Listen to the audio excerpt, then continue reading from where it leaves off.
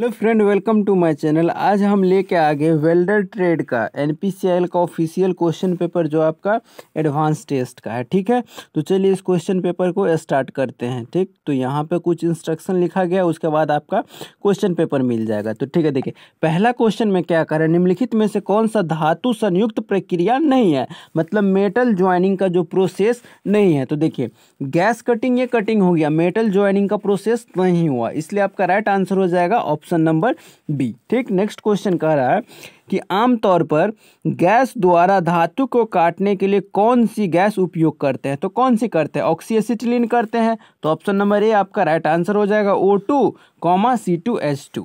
Next question है question number 3, LPG का full form क्या होता है। तो एलपीजी का होता है आपका लिक्विड पेट्रोलियम गैस। ठीक है, तो इसको सबको पता है, इसका राइट आंसर हो जाएगा ऑप्शन नंबर ए। चलिए नेक्स्ट क्वेश्चन की तरफ चलते हैं। फोर्थ में कह रहा है टिग वेल्डिंग में खाली स्थान गैस को परिरक्षण गैस के रूप में उपयोग किया जाता है, मतलब टिग वेल्डिंग में कौन सी सील्डिंग गैस यूज करते हैं। तो इसका राइट आंसर हो जाएगा option number C, argon. Next question की तरफ चलते हैं कि टिग वेल्डिंग में इलेक्ट्रोड डैश का बना होता है। तो टिग वेल्डिंग में टंगस्टन का इलेक्ट्रोड बना होता है। टिग वेल्डिंग का फुल फॉर्म क्या होता है, tungsten inert gas welding. Next question की तरफ चलते हैं क्वेश्चन नंबर 6।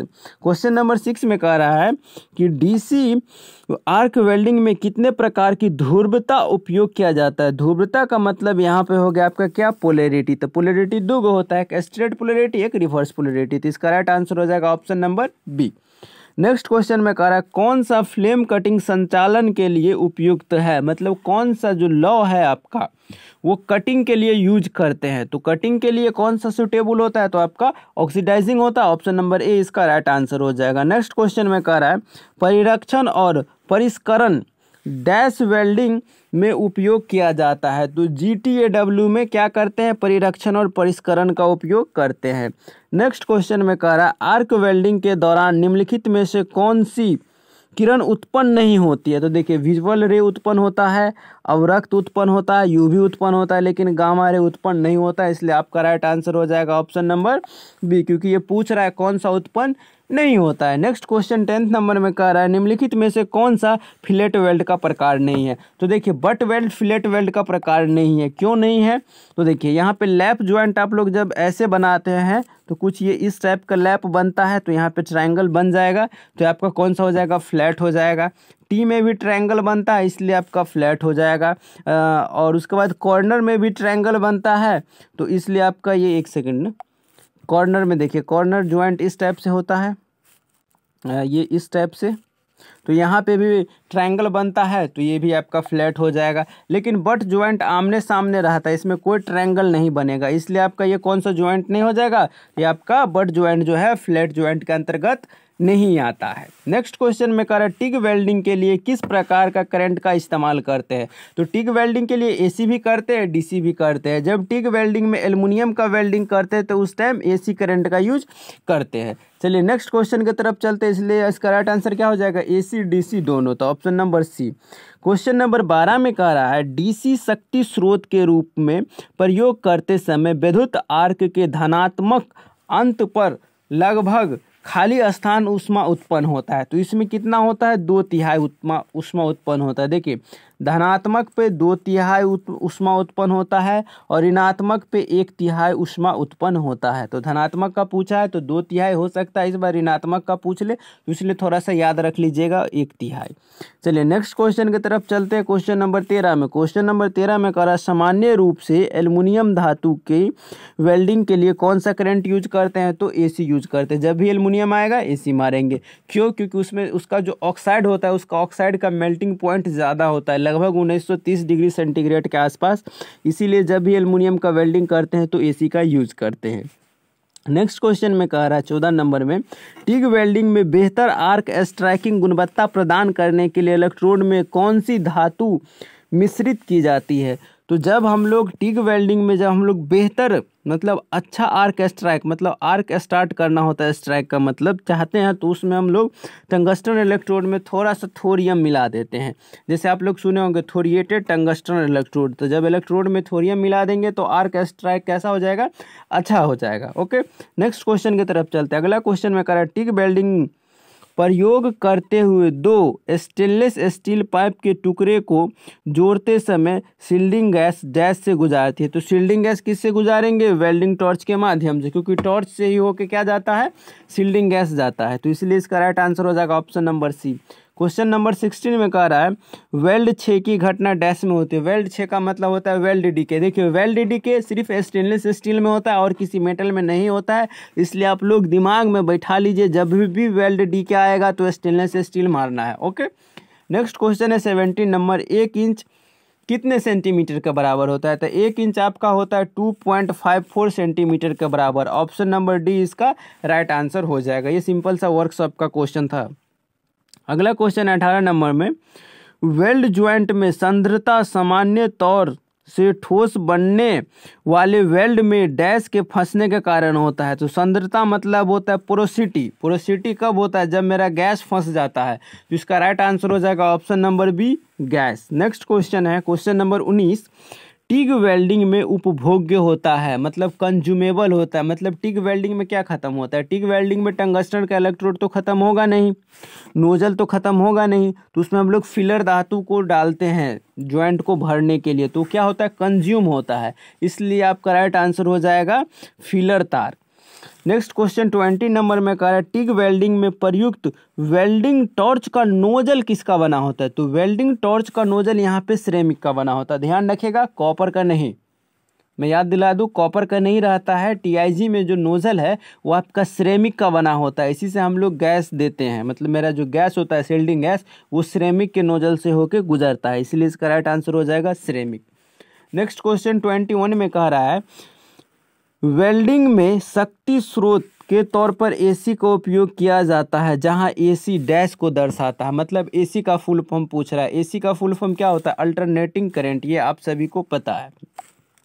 चलिए अगले क्वेश्चन में कह रहा है ऊष्मा उपचार की प्रक्रिया नहीं है। तो देखिए एलिनिंग भी ऊष्मा उपचार में आता है, कूलिंग भी ऊष्मा उपचार में आता है, टेम्परिंग भी आता है, लेकिन बेंडिंग जो है वो नहीं आता है। इसलिए आपका राइट आंसर हो जाएगा बेंडिंग, क्योंकि ये पूछ रहा है नहीं है।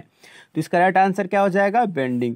23 नंबर में क्वेश्चन में कह रहा है SMAW में चिपिंग हथौड़ा का प्रयोग करते हैं। तो किस लिए करते हैं चिपिंग हैमर का प्रयोग? तो स्लैग को रिमूव करने के लिए। ठीक, तो इसका राइट आंसर हो जाएगा option number C, remove of slag. SMAW का फुल फॉर्म आप लोग जरूर से जरूर कमेंट कीजिएगा। नेक्स्ट क्वेश्चन 24 में कह रहा है कि 1/2 को दशमलव में बदले। देखिए 1/2 मतलब 2 1 में किससे भाग दीजिएगा? 2 में, तो ये जाएगा नहीं। तो यहाँ पे पॉइंट लगाइएगा, तो यहाँ क्या जाएगा? 0 आ जाएगा। अब ये 5 मरतबे जाएगा 10, 5 2 पंचे 10। तो आपका राइट आंसर क्या हो जाएगा? 0.5, ऑप्शन नंबर डी। ठीक, चलिए नेक्स्ट क्वेश्चन की तरफ चलते हैं। नेक्स्ट क्वेश्चन में कह रहा है वेल्डिंग में आधार धातु के साथ संलयन की गहराई को डैश कहा जाता है। अब इंग्लिश में एक बार सुन लीजिएगा, क्लियर हो जाएगा automatic. Depth of fusion with the base metal is called. मतलब बेस मेटल में जो फ्यूजन हुआ है उसको क्या कहते हैं? तो उसको पेनिट्रेशन कहते हैं। देखिए एज प्रिपरेशन होगा नहीं, क्योंकि वेल्डिंग से पहले करते हैं। स्लैग होगा नहीं, क्योंकि मेरा जो स्लैग होता है वो आपका फ्लक्स जो होता है, फ्लक्स पिघलता है, उससे स्लैग बनता है। अंडरकट के लिए एक डिफेक्ट है। अंडरकट क्या है? डिफेक्ट है, तो ये होगा नहीं। ये आपसे कह रहा है वेल्ड में आधार धातु के साथ संलयन की गहराई को क्या कहा जाता है? तो पेनिट्रेशन या भेदन कहेंगे। 26 नंबर क्वेश्चन में कह रहा है आधार धातु पर जमा दाने की प्रत्येक परत को क्या कहते हैं? आधार धातु पर जमा दाने की प्रत्येक परत को क्या कहते हैं? तो इसको क्या कहते हैं? वेल्ड पासा कहते हैं। ठीक, नेक्स्ट क्वेश्चन में कह रहा है सही विकल्प का चयन करें, इलेक्ट्रोड का आकार डैश के रूप में परिभाषित करते हैं। तो देखिए जब भी हम लोग इलेक्ट्रोड का आकार लेते हैं तो कोर वायर के डायामीटर से लेते हैं। तो इसमें देखिए इस क्वेश्चन में जो है आपका क्वेश्चन नंबर 27 में, थोड़ा मैं इसको बड़ा कर दे रहा हूँ। तो देखिए ये अंदर वाला जो गोला है ये कोर वायर डाया है, ये बाहर वाला जो डाया दिया हुआ आपका विथ कोटिंग डाया दिया है। तो हमको कोर वायर के डाया से मतलब है, जबकि इसमें कौन सा है? कोटिंग डायामीटर है, तो ये नहीं होगा, आपका ये हो जाएगा, क्योंकि ये सिर्फ अंदर अंदर वाले को दर्शा रहा है। तो आपका राइट आंसर हो जाएगा फिगर नंबर 2 में, यानी कि ऑप्शन नंबर 2 आपका राइट आंसर हो जाएगा।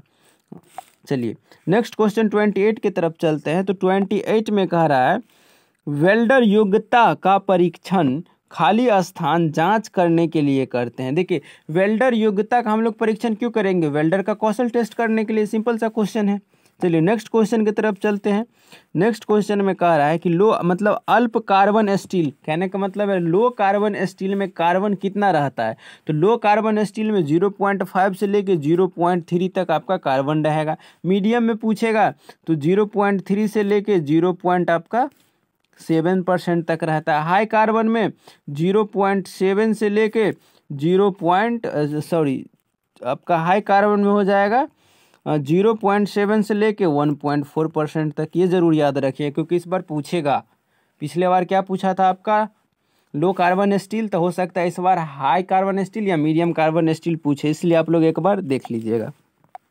नेक्स्ट क्वेश्चन में कह रहा है कि वेल्डिंग इलेक्ट्रोड विनिर्देशित E7018 में 70 डैश से संबंधित है। तो 70 आपका जो है टेंसाइल स्ट्रेंथ मतलब तनन सामर्थ्य को दर्शाता है। नेक्स्ट क्वेश्चन की तरफ चल रहा है, कह रहा है SMAW। देखिए SMAW का फुल फॉर्म होता है shielded metal arc welding. SMAW welding में इलेक्ट्रोड पर विलेपन किया जाता है, मतलब इलेक्ट्रोड पे जो कोटिंग करते हैं वो क्यों करते हैं? तो इसका जो मेन पर्पस होता है, जो वायुमंडल में ऑक्सीजन है उससे रक्षा करना। किसका रक्षा करना? तो भाई जिसका वेल्डिंग कर रहे हैं, वेल्ड सामग्री के रक्षा करने के लिए हम लोग क्या करते हैं? विलेपन करते हैं इलेक्ट्रोड पे, मतलब कोटिंग करते हैं। तो इसका राइट आंसर हो जाएगा ऑप्शन नंबर ए, वेल्ड सामग्री को ऑक्सीडेशन से रक्षा करना। नेक्स्ट क्वेश्चन 32 नंबर में कह रहा है गैस वेल्डिंग में एसिटिलीन गैस की नली का रंग होता है, मतलब एसिटिलीन गैस का जो हौज पाइप है उसका रंग कैसा होता है? तो लाल होता है। अगर ऑक्सीजन पूछता तो ब्लैक हो जाता है, लेकिन यहाँ पे क्या पूछा है? एसिटिलीन, तो यहाँ पे क्या मारेंगे? लाल। नेक्स्ट क्वेश्चन की तरफ चलते हैं। तो नेक्स्ट क्वेश्चन में कह रहा है ब्रेजिंग का उपयोग करके दो धातु को जोड़ते समय बेस मेटल डैश है। तो देखिए ब्रेजिंग में बेस मेटल कभी नहीं पिघलता है। ओके, तो इसका राइट आंसर हो जाएगा ऑप्शन नंबर बी, कभी नहीं पिघलता। नेक्स्ट क्वेश्चन है SAW एक प्रकार डैश की है। SAW का मतलब होता है सबमर्ज आर्क वेल्डिंग। तो सबमर्ज आर्क वेल्डिंग क्या है? क्लियर फुल फॉर्म में है arc welding. SAW submerge arc welding, तो ये आर्क वेल्डिंग के अंतर्गत आ जाएगा। आप लोग सारा वेल्डिंग का फुल फॉर्म जरूर से याद कर लीजिएगा अगर आप लोग किसी भी एग्जाम का तैयारी कर रहे थे, क्योंकि पूछ लिया जाता है। क्वेश्चन नंबर 35 में ऑक्सी एसिटिलीन टॉर्च में जब एसिटिलीन की आपूर्ति ऑक्सीजन से अधिक की जाती है तब एक डैश फ्लेम बनता है। देखिए यहाँ पे अधिक कौन है? एसिटिलीन है। तो एसिटिलीन अधिक है तो कार्बोडाइजिंग फ्लेम हो जाएगा। सिंपल सा क्वेश्चन है। अगर ऑक्सीजन अधिक रहता तो ऑक्सीडाइजिंग फ्लेम हो जाता। चलिए नेक्स्ट क्वेश्चन की तरफ चलते हैं। नेक्स्ट क्वेश्चन में आपको पूछा है कौन सा वेल्डिंग संयुक्त का प्रकार नहीं है? मतलब कह रहा है कौन सा वेल्डिंग जोड़ का प्रकार नहीं। तो देखिए वेल्डिंग में बट ज्वाइंट होता है, लैप ज्वाइंट होता है, फ्लैट ज्वाइंट होता है, लेकिन सोल्डरिंग जो है वो वेल्डिंग ज्वाइंट का प्रकार नहीं है, इसलिए आपका राइट आंसर हो जाएगा option number A. Next question 37 में वेल्डिंग निरीक्षण में ध्वंसात्मक परीक्षण कौन सा है, मतलब डिस्ट्रक्टिव टेस्ट कौन सा है? तो देखिए विजुअल इन्फेक्शन टेस्ट, इसको हम लोग देख के पता करते हैं। DPT मतलब डाई पेनिट्रेंट टेस्ट, इसमें हम लोग मतलब लिक्विड का यूज करते हैं और उसके बाद सरफेस क्रैक वगैरह को देखते हैं। MPT मैग्नेटिक पार्टिकल टेस्ट, तो इसमें भी तोड़ने की ज़रूरत नहीं है। बेंड टेस्ट, इसमें मेटल को पूरा एकदम मोड़ के बेंड करके देखा जाता है, तो इसका राइट आंसर हो जाएगा option number D, bend test. चलिए नेक्स्ट क्वेश्चन 38 में कह रहा है DPT मतलब डाई पेनिट्रेंट टेस्ट का उपयोग वेल्ड की डैश त्रुटि की पहचान के लिए किया जाता है। तो सरफेस पे जितना डिफेक्ट होता है उसके लिए अपने लोग क्या कौन सा टेस्ट कर सकते हैं? DPT कर सकते हैं। DPT का फुल फॉर्म भी पूछ लिया जाता है, तो DPT का होता है डाई पेनिट्रेंट टेस्ट। नेक्स्ट क्वेश्चन में कह रहा है आपका 39 नंबर में एक मानक वेल्डिंग संयुक्त में रूट ओपनिंग कितना होना चाहिए? मतलब एक स्टैंडर्ड वेल्डिंग जो होता है उसमें रूट ओपनिंग कितना रखना चाहिए? ये वाला जो दिख रहा है ये रूट ओपनिंग कितना रखना चाहिए? तो 1.5 से 2 mm का रूट ओपनिंग रखते हैं। नेक्स्ट क्वेश्चन में कह रहा है आपका कि वेल्डिंग के दौरान सही बेवल का कोण कितना होता है? तो वेल्डिंग का दौरान जो सही बेवल का एंगल होता है वो आपका होता है 30 से 40 डिग्री। ओके, नेक्स्ट क्वेश्चन में चलते। तो नेक्स्ट क्वेश्चन में कह रहा है उपरोक्त चित्र में डैश वेल्ड को दर्शाता है। Option number A flat weld, butt weld, group weld और अप हिल वेल्ड। तो आपका राइट आंसर यहाँ पे क्या होगा? यहाँ पे ट्रायंगल बन जाएगा, तो आपका क्या हो गया? Flat weld, option number A. Next question में कह रहा है ग्रूव वेल्ड संयुक्त में बेवल कोण डैश है, मतलब ग्रूव वेल्ड में बेवल कोण कितना होता है आपका 37.5 डिग्री होता है। ओके, चलिए नेक्स्ट क्वेश्चन की तरफ चलते हैं। नेक्स्ट क्वेश्चन 43 नंबर कह रहा है बट वेल्ड में पहले पासे को डैश कहा जाता है। जो पहला बार रन लगाते हैं ना उसको रूट रन या रूट पासा कहते हैं। तो इसका राइट आंसर हो जाएगा ऑप्शन नंबर सी, रूट पासा। क्वेश्चन नंबर 44 में कह रहा है अत्यधिक वेल्डिंग करंट होने के कारण बीड का कौन सा चरित्र दिखाई देता है। अगर आपका करंट ज़्यादा है तो आपके वेल्डिंग बीड में क्या दिखाई देगा, तो आप स्पेटर्स को देखेंगे। ज़्यादा स्पेटर्स मतलब एक्सेसिव स्पेटर्स, हिंदी में कहे तो अत्यधिक छींटे। नेक्स्ट क्वेश्चन 45 में कह रहा है लौह धातु, तांबा और एल्युमिनियम के मिश्र धातु के वेल्डिंग के लिए कौन सा फ्लेम यूज करते हैं। तो तांबा के लिए भी न्यूट्रल करते हैं, एल्युमिनियम के लिए भी न्यूट्रल फ्लेम यूज करते हैं और उनके मिश्र धातु के लिए भी न्यूट्रल फ्लेम यूज करते हैं। इसका राइट आंसर हो जाएगा option number C, neutral flame. Next है कि वेल्डिंग तकनीक में HAZ का विस्तृत नाम क्या है। तो HAZ का फुल फॉर्म होता है हीट अफेक्टेड जोन। इसका राइट आंसर हो जाएगा option number A. Next question है कौन सी स्थिति पाइप वेल्डिंग में वेल्डर की एक स्थिति नहीं है। तो 8G जो होता है वो आपका वेल्डर का स्थिति नहीं होता है। नेक्स्ट क्वेश्चन में कह रहा है कि सही विकल्प का चयन करें। प्रतिरोध वेल्डिंग में उत्पन्न ऊष्मा, मतलब आपका H हीट का फॉर्मूला पूछ रहा है, को डैश द्वारा व्यक्त किया जाता है, जहां I, R एंड T क्रमशः I आपका क्या है तो धारा है, R आपका रेजिस्टेंस मतलब प्रतिरोध है और T आपका समय है। तो H बराबर क्या होता है, तो H बराबर क्या होता है तो I² RT। Option number A आपका राइट आंसर हो जाएगा। नेक्स्ट क्वेश्चन में चलिए, कह रहा है स्पॉट वेल्डिंग में लैप संयुक्त के लिए वेल्ड जोन का व्यास डैश है, जहां चादर की मोटाई आपको T दिया है। तो ये हो जाता है आपका 2T + 2.5 mm। Option number D. Next question 15 number and last question कह रहा है किस वेल्डिंग प्रक्रिया में इलेक्ट्रोड का क्षय होता है, मतलब कौन सा वेल्डिंग प्रक्रिया में इलेक्ट्रोड खत्म होता है। तो आपका राइट आंसर हो जाएगा SMAW, शिल्डेड मेटल आर्क वेल्डिंग। देखिए थर्मिट वेल्डिंग में इलेक्ट्रोड यूज नहीं करते हैं। रेजिस्टेंस वेल्डिंग में जो होता है मेरा कॉपर का इलेक्ट्रोड होता है वो भी नहीं कंज्यूम होता है, और टिग में तो नॉन कंज्यूमेबल इलेक्ट्रोड यूज होता है। लेकिन इसमें कैसा इलेक्ट्रोड पूछ रहा है, कंज्यूमेबल मतलब क्षय होने वाला इलेक्ट्रोड। तो आपका राइट आंसर हो जाएगा SMAW। Thank you for watching this my video अच्छा लगा तो चैनल को सब्सक्राइब कीजिए और वीडियो को लाइक कीजिए। अच्छा एक बात और, अगर आप लोगों को किसी और डिपार्टमेंट का क्वेश्चन पेपर चाहिए तो कमेंट जरूर कीजिएगा। चलिए मिलते हैं अब नेक्स्ट वीडियो में।